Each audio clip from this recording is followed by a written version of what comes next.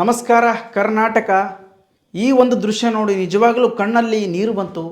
ಮತ್ತು ಈ ರಕ್ಷಿತಾಳ ಪ್ರೀತಿ ಬಹಳ ಪವಿತ್ರವಾದದ್ದು ಎನ್ನುವಂಥ ವಿಷಯದ ಬಗ್ಗೆ ನಿಮ್ಮ ಮುಂದೆ ಮಾತಾಡೋಕ್ಕೆ ಬಂದಿನಿ. ಏನಪ್ಪ ಅಂತಂದರೆ, ಇವತ್ತು ಬಿಗ್ ಬಾಸ್ ದೊಡ್ಡ ಮನೆ ಹಬ್ಬ ಎನ್ನುವಂಥ ಒಂದು ಕಾರ್ಯಕ್ರಮವನ್ನು ಮಾಡಕತ್ತಾರೆ. ಆ ಕಾರ್ಯಕ್ರಮದೊಳಗೆ ಇವತ್ತು ಬಿಟ್ಟಿರುವಂಥ ಪ್ರೋಮೋ ಎಲ್ಲ ಪ್ರೇಮಿಗಳಿಗೆ ಅಥವಾ ಎಲ್ಲ ವ್ಯಕ್ತಿಗಳಿಗೆ ಒಂದು ರೀತಿಯಲ್ಲಿ ಎಲ್ಲೋ ಒಂದು ಕಡೆ ಭಾವುಕತೆ ಆಯಿತು. ಎಷ್ಟು ಹಚ್ಕೊಂಡಿರ್ಬೋದು ರಕ್ಷಿತಾ ಗಿಲ್ಲಿಯನ್ನು, ಅಥವಾ ಗಿಲ್ಲಿಗೋಸ್ಕರ ಎಷ್ಟೊಂದು ಪ್ರೀತಿಯನ್ನು ಮಾಡ್ತಿರ್ಬೋದು, ಅಥವಾ ಆ ಪ್ರಾಮಾಣಿಕ ಪ್ರೀತಿ ಬಗ್ಗೆ ಒಂದಷ್ಟು ಮಾತುಕತೆ ಆಡೋಕ್ಕೆ ನಿಮ್ಮ ಮುಂದೆ ಬಂದುಬಿಟ್ಟಿನಿ. ಇಡೀ ಕರ್ನಾಟಕ ಜನತೆ ಆ ಒಂದು, ನನಗಂತೂ ನಿಮಗೆ ಏನು ಅನಿಸ್ತೋ ಗೊತ್ತಿಲ್ಲಪ್ಪ, ಆ ಒಂದು ಕ್ಷಣ ನೋಡಿದಾಗ, ಅಥವಾ ನನಗೊಂದು ಸಮಯ ಕೊಡ್ರಿ, ನನಗೆ 3 ತಿಂಗಳ ಕಾಲ ನಾವು ಬಿಗ್ ಬಾಸಲ್ಲಿ ಇದ್ವಿ, ಜೊತೆಗೆ ಮಾತಾಡ್ತಿದ್ವಿ, ಆದರೆ ಇವತ್ತಿಲ್ಲ, ಇವತ್ತೆಲ್ಲರೂ ಕೂಡ ದೂರ ಆಗಿದ್ದೀವಿ, ಅದ್ರ ಬಗ್ಗೆ ನನಗೆ ಹೇಳೋಕ್ಕೂ ಒಂಥರ ಆಗುತ್ತೆ. ಸಮ್ವೇರ್ ನಮ್ಗೆ ಆ ಪ್ರೀತಿ ಕೊಡಿ, ನಮ್ಮಿಂದ ನಿಜವಾಗ್ಲೂ ಡಿಸ್ಟೆನ್ಸ್ ಮೇಂಟೈನ್ ಮಾಡಬೇಡಿ ಅಂದಾಗ ಒಂದು ಕ್ಷಣ ಜೀವ ಎಲ್ಲೋ ಒಂದು ಕಡೆ ತೇಲೋಯ್ತು ಅಂತ. ಅಂದರೆ ನಮ್ಮಯ ಭಾವನೆಗಳಿಗೆ ಅಥವಾ ನಮ್ಮಯ ದಿನಗಳಿಗೆ, ನಮ್ಮಯ ಇಂದಿನ ಕ್ಷಣಗಳಿಗೆ ನಾವೆಲ್ಲರೂ ಕೂಡ ಮರಳಾಗ್ಬಿಟ್ಟಿವಿ. ಅಂದರೆ ಅಷ್ಟು ಪ್ರಾಮಾಣಿಕವಾದಂಥ ಪ್ರೀತಿಯನ್ನು ರಕ್ಷಿತಾ ಗಿಲ್ಲಿ ಇಟ್ಕೊಳ್ಳೋಣ. ನಿಜವಾಗ್ಲೂ ನಾವು ಪ್ರೀತಿಸುವಂಥ ವ್ಯಕ್ತಿ, ನಾವೇನೇ ಟೆನ್ಷನಲ್ಲಿದ್ದಾಗ, ನಾವೇನೇ ಸಂಕಟದಲ್ಲಿದ್ದಾಗ, ನಾವು ಒಂದು ಕುಟುಂಬದ ಸಮಸ್ಯೆಯಿಂದ ಹೊರಗಿದ್ದಾಗ, ಅಥವಾ ಸ್ನೇಹಿತರ ಜಗಳದಿಂದ ಹೊರಗಿದ್ದಾಗ, ಅಥವಾ ಉದ್ಯೋಗ ಸಿಕ್ಕಿಲ್ಲ ಎನ್ನುವಂತಹ ಒಂದು ಸಂಕಟದೊಳಗಿದ್ದಾಗ, ಅಥವಾ ಉದ್ಯೋಗದಲ್ಲಿ ಏನೋ ಪ್ರೆಷರ್ ಆಗಿದ್ದಾಗ, ಒಂದಷ್ಟು ನೋವುಗಳಲ್ಲಿ, ಸಂಕಟಗಳಲ್ಲಿ, ಸಂದಿಗ್ಧ ಪರಿಸ್ಥಿತಿಗಳಿಗೆ ಬಂದುಬಿಟ್ಟಿರ್ತೀವಿ.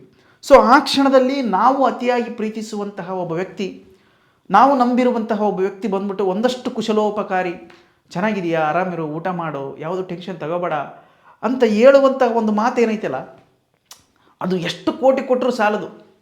ಆ ಒಂದು ಮಾತು, ಆ ಒಂದು ಪ್ರೀತಿ, ಆ ಒಂದು ನಂಬಿಕೆ, ಆ ಒಂದು ಧೈರ್ಯ, ಅದಕ್ಕಿಂತ ದೊಡ್ಡ ಸಾಂತ್ವನ ಮತ್ತೊಂದಿಲ್ಲ ಭೂಮಿ ಮ್ಯಾಗ. ಸೊ ಅಷ್ಟು ಖುಷಿ ಆಗ್ತದೆ.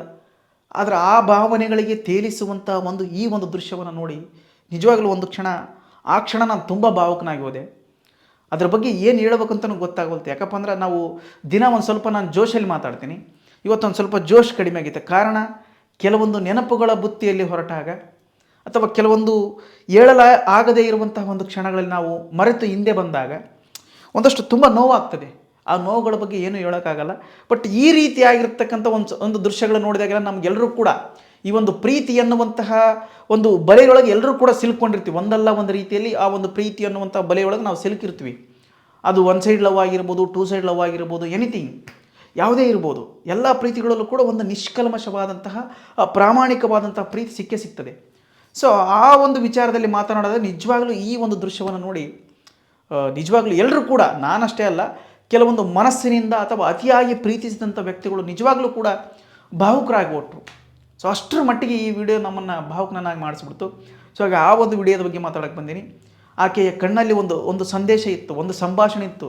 ನಿಜವಾಗ್ಲೂ ನಾನು ನಿನ್ನ ಬಿಟ್ಕೊಡೋಕ್ಕೆ ತಯಾರಿಲ್ಲ, ನೀನು ನನ್ನಿಂದ ದೂರ ಹೋಗಬೇಡ, ನಿನ್ನ ಮೇಲೆ ನಾನು ಅಪಾರವಾದಂಥ ಪ್ರೀತಿಯನ್ನು ಮಾಡ್ಕೊಂಡಿದ್ದೀನಿ, ಅಥವಾ ಅಪಾರವಾದಂಥ ಪ್ರೀತಿಯನ್ನು ಇಟ್ಕೊಂಡಿದ್ದೀನಿ, ನಿನ್ನಿಂದ ನನಗೆ ದೂರ ಇರಲಿಕ್ಕೆ ಕಿಂಚಿತ್ತೂ ಇಷ್ಟ ಇಲ್ಲ, ನೀನು ಇಲ್ಲ ಅಂದರೆ ಬದುಕೇ ಇಲ್ಲ, ನಿನ್ನ ಪ್ರೀತಿ ನನಗೆ ಸ್ವರ್ಗ, ನಿನ್ನ ಪ್ರೀತಿಯೇ ನನಗೆ ಜಗತ್ತು ಎನ್ನುವಂತಹ ಒಂದು ಖುಷಿ, ಆ ಒಂದು ದುಃಖ, ಆ ಒಂದು ಭಾವನೆ ಇವತ್ತು ಹೊರಗೆ ಬಂತು. ಆ ದೊಡ್ಡ ಮನೆ ಹಬ್ಬ ಎನ್ನುವಂಥದ್ದು ನಾವೆಲ್ಲರೂ ಕೂಡ ಆ ಒಂದು ಕಾರ್ಯಕ್ರಮ ನೋಡಲಿಕ್ಕೆ ನಾವೆಲ್ಲರೂ ಕೂಡ ಕಾತುರದಿಂದ ಕಾಯ್ತಾ ಇದ್ದೀನಿ. ನಾನಂತೂ ಸಿಕ್ಕಾಪಟ್ಟೆ ಕಾತುರದಿಂದ ಕಾಯ್ತಾ ಇದ್ದೀನಿ. ಯಾಕಪ್ಪ ಅಂತಂದರೆ ನಾನು ಮೊದಲಿಂದನೂ ಗಮನಿಸಿದ್ದೀನಿ, ಈ ಗಿಲ್ಲಿ ಮತ್ತು ಕಾವ್ಯ ಲವ್ ಸ್ಟೋರಿಗಿಂತ ಗಿಲ್ಲಿ ಮತ್ತು ರಕ್ಷಿತಾಳ ಲವ್ ಸ್ಟೋರಿನೇ ಬೆಸ್ಟ್. ಬಟ್ ಅವರಿಬ್ಬರು ಜೀವನದಲ್ಲಿ ಮುಂದೆ ಮದುವೆ ಆಗ್ತಾರೋ ಅಥವಾ ಸ್ನೇಹಿತರಾಗಿರ್ತಾರೋ ಗೊತ್ತಿಲ್ಲ. ಬಟ್ ನನ್ನ ಮನಸ್ಸಲ್ಲಿರುವಂಥದ್ದು, ಯಾವತ್ತು ಪ್ರೀತಿಸುವಂಥ ಜೀವಿಗಳು ದೂರ ಆಗಬಾರ್ದು. ಅದರ ನೋವು, ಅದರ ಭಾವನೆಗಳು ಒಂದಷ್ಟು ಅರ್ಥವಾಗ್ತವೆ. ಯಾಕೋ ಗೊತ್ತಿಲ್ಲ, ಒಂದಷ್ಟು ನೋವುಗಳು, ಆ ಕಣ್ಣಲ್ಲಿ ಸಂಭಾಷಣೆಗಳು, ಆ ಪ್ರೀತಿಗೆ ಬೇರೆ ಹೇಳುವಂಥ ಭಾಷೆನೇ ಇಲ್ಲ. ಕೇವಲ ಕಣ್ಣುಗಳಲ್ಲಿ ನೀರು ಬಂತು, ಅಥವಾ ಒಂದಷ್ಟು ಭಾವನೆಗಳಲ್ಲಿ ಭಾವುಕರಾಗಿ ಹೋದಿವಿ ಅಂತಂದರೆ ಅಲ್ಲೇ ತಿಳ್ಕೊಂಬಿಡ್ಬೇಕು ನಿಜವಾಗಲೂ ಅದು ಪ್ರೀತಿ ಅಂತ. ಆ ಪ್ರೀತಿಯಲ್ಲಿ ಮತ್ತೊಂದು ವಿಚಾರ ಇಲ್ಲ. ಅಷ್ಟರ ಮಟ್ಟಿಗೆ ಆಕೆಯ ಪ್ರೀತಿ ಪವಿತ್ರವಾಗಿತ್ತು. ಗಿಲ್ಲಿ ನಿಜವಾಗ್ಲೂ ಆ ಥರದ ಪ್ರೀತಿ ಸಿಗಬೇಕಾದ್ರೆ ತುಂಬ ಪುಣ್ಯ ಮಾಡಿರಬೇಕು. ದಯವಿಟ್ಟು ಆಕೆಗೆ ಒಂದು ಸ್ವಲ್ಪ ಸಮಯವನ್ನು ಕೊಡು. ಆಕೆ ಎದುರುಗಡೆಗೆ ಬೇರೊಂದು ಹೆಣ್ಣುಮಗಳನ್ನು ನೋಡ್ಬೇಕಾದ್ರೆ ಅದು ಎಲ್ಲರಿಗೂ ನಿಜವಾಗ್ಲೂ ಈ ನಿಜವಾಗ್ಲೂ ಪ್ರೀತಿಯಲ್ಲಿ ಸ್ವಾರ್ಥ ಇದ್ರೇ ಅದು ನಿಜವಾದ ಪ್ರೀತಿ. ಸ್ವಾರ್ಥ ಇಲ್ಲ ಅಂತಂದರೆ ಪ್ರೀತಿ ಅಲ್ಲ ಅದು, ಯಾವುದೇ ಆಗಿರಲಿ. ಈಗ ನಾವು ಪ್ರೀತಿಸುವಂಥ ವ್ಯಕ್ತಿಗಳು ಇನ್ನೊಬ್ಬರ ಜೊತೆಗೆ ನಿಂತ್ಕೊಂಡಾಗ, ಇನ್ನೊಬ್ಬರ ಜೊತೆಯಿಂದ ನಮ್ಮ ಜೊತೆಗಿದ್ದಂಥ ಸಲಹೆಯಿಂದ ಮಾತನಾಡಿದಾಗ ಆ ಸಂಕಟ ಏನೈತಲ್ಲ ಎದೆಯೊಳಗೆ, ಆ ಸಂಕಟ ಹೇಳೋಕ್ಕಾಗಲ್ಲ. ಆ ವಿಪರೀತವಾಗಿರ್ತಕ್ಕಂಥ ಸಂಕಟ, ಈಗ ತಾನೇ ಸತ್ತೋದ್ರೂ ಕೂಡ ಸಮಾಧಾನ ಆಗಲ್ಲ ಎನ್ನುವಂಥ ಸಂಕಟ ಅದು. ಅದು ಏನೂ ಮಾಡೋಕ್ಕಾಗಲ್ಲ. ಆ ತರಹದ ಪ್ರೀತಿಗಳು ಎಲ್ಲರಲ್ಲೂ ಕೂಡ ಸಿಗಂಗಿಲ್ಲ.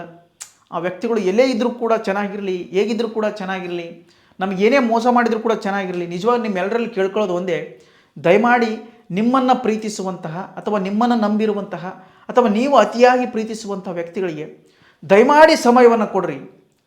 ಆ ಪ್ರೀತಿ ಆಕೆ ಕಣ್ಣಲ್ಲಿ ನೋಡ್ರಿ, ರಕ್ಷಿತಾನ ಕಣ್ಣಲ್ಲಿ ಕಣ್ಣೀರು ಬರ್ತಾ ಇದೆಯಪ್ಪ ಅಂದ್ರೆ ಆಕೆ ವಯಸ್ಸಲ್ಲಿ ಚಿಕ್ಕವಳಾಗಿರ್ಬೋದು, ಬಟ್ ಆ ಪ್ರೀತಿ ಹಂಚುವಲ್ಲಿ ಅಥವಾ ವ್ಯಕ್ತಿತ್ವವನ್ನು ಕಾಪಾಡಿಕೊಳ್ಳುವಲ್ಲಿ ಅಥವಾ ತನ್ನ ಭಾವನೆಗಳನ್ನು ಹೊರಹಾಕುವಂಥ ಸಂದರ್ಭದಲ್ಲಿ ಆಕೆಯನ್ನು ಯಾರೂ ಕೂಡ ಮೀರಿಸಬಲ್ಲರು ಅಥವಾ ಆಕೆಯಷ್ಟು ದೊಡ್ಡವರು ಯಾರೂ ಕೂಡ ಇಲ್ಲ. ಸೊ ಅಂಥ ವಿಚಾರವನ್ನು ಆಕೆ ಕೂಡ ಪ್ರೀತಿಗೆ ಸೋತು ಬಿಟ್ಟಿದ್ದಾಳೆ. ನಮಗೆ ಸಮಯವನ್ನು ಕೊಡ್ರಿ, ಪ್ರೀತಿಯನ್ನು ಕೊಡ್ರಿ ಅಂತ ಕೇಳ್ಕೊಳಕತ್ತಾಳೆ. ದಯವಿಟ್ಟು ನೀವು ಆ ರೀತಿ ಕೇಳ್ಕೊಳ್ಳುವಂಥ ಸಂದರ್ಭ ಬೇಡ. ನಿಮ್ಮನ್ನು ಪ್ರೀತಿಸುವಂಥ ವ್ಯಕ್ತಿಗಳು ಎಲ್ಲೋ ಕೂತ್ಕೊಂಡು ಕಣ್ಣೀರು ಹಾಕ್ತಿರ್ಬೋದು, ನಿಮ್ಮ ಕಣ್ಣಿಗೆ ಕಾಣ್ತಾ ಇರ್ಬೋದು, ಬಟ್ ನಿಮ್ಮನ್ನು ಯಾರು ಅತಿಯಾಗಿ ಪ್ರೀತಿಸ್ತಾ ಇದ್ದಾರೆ ಅನ್ನೋದು ನಿಮ್ಗೆ ಗೊತ್ತಿರ್ತದೆ, ಕಂಪಲ್ಸರಿಯಾಗಿ ಗೊತ್ತಿರ್ತದೆ. ಸೊ ಅವ್ರಿಗೆ ಒಂದಷ್ಟು ಸಮಯವನ್ನು ಕೊಡ್ರಿ. ನೀವು ಪ್ರೀತಿ ಮಾಡಿ ಅವ್ರನ್ನ ಮದುವೆ ಮಾಡ್ಕೋಬೇಕಂತೇನಿಲ್ಲ, ಅವ್ರ ಜೊತೆಗೇ ಇರಬೇಕಂತೇನಿಲ್ಲ. ಆ ಒಂದು ಕ್ಷಣಗಳಲ್ಲಿ ಏನೋ ಆಗಿಬಿಟ್ಟಿರ್ತದೆ, ದೂರವಾಗಿರ್ತೀರಿ ಅಥವಾ ಈಗ ಒಂದಷ್ಟು ಜಗಳ ಆಗಿರ್ಬೋದು, ಯಾವುದೋ ಕಾರಣಕ್ಕೆ ನೀವು ದೂರ ಆಗಿಬಿಟ್ಟಿರ್ತೀರಿ. ಅದು ಕಾರಣ ಬೇಡ, ಇವಾಗ ಕಾರಣ ಬೇಡ. ಸಿಕ್ಕಿದಾಗ ಅಥವಾ ಒಂದು ಕ್ಷಣ ಫೋನ್ ಇದ್ದಾಗ, ಫೋನ್ ನಂಬರ್ ಇದ್ದಾಗ ಒಂದು ಕ್ಷಣ ಹೋಗಿ ಆರಾಮಿದ್ದೀರಾ, ಚೆನ್ನಾಗಿದ್ದೀರಾ, ಅಥವಾ ಸ್ನೇಹದ ರೂಪದಲ್ಲೇ ಮಾತಾಡ್ರಿ. ಅಥವಾ ನೀವು ಹಳೆಯ ರೀತಿಯಿಂದ ಮಾತನಾಡ್ತೀರ, ಅದಕ್ಕೂ ತೊಂದರೆ ಇಲ್ಲ. ಬಟ್ ನಿಮ್ಮಲ್ಲಿ ದಾಂಪತ್ಯ ಜೀವನ ಏನಾದರೂ ಶುರುವಾಗಿದ್ದರೆ ಸ್ನೇಹದ ರೂಪದಲ್ಲಿ ಚೆನ್ನಾಗಿದೆಯಾ, ಚೆನ್ನಾಗಿರು, ನೀನು ಖುಷಿಯಾಗಿರಬೇಕು, ನೀನು ತುಂಬ ಒಳ್ಳೆಯವನು, ಇಷ್ಟೇ ಎರಡೇ ಅಕ್ಷರಗಳು. ನೀನು ಚೆನ್ನಾಗಿದೆಯಾ, ಚೆನ್ನಾಗಿರಬೇಕು, ನೀನು ತುಂಬ ಒಳ್ಳೆಯವನು, ಖುಷಿಯಾಗಿರಬೇಕು. ಈ 4 ಶಬ್ದಗಳು ಏನಿದಾವಲ್ಲ, ಇವತ್ತು ಭಾಳಷ್ಟು ಶಕ್ತಿಯನ್ನು ಅಮೇರಿಕದ ಅಧ್ಯಕ್ಷ ಟ್ರಂಪ್ ಬಂದು ನಮ್ಮ ಜೊತೆಗೆ ಫೋಟೋ ತೆಗೆಸ್ಕೊಂಡಾನ, ಸೆಲ್ಫಿ ಕೇಳಕತ್ತಾನ.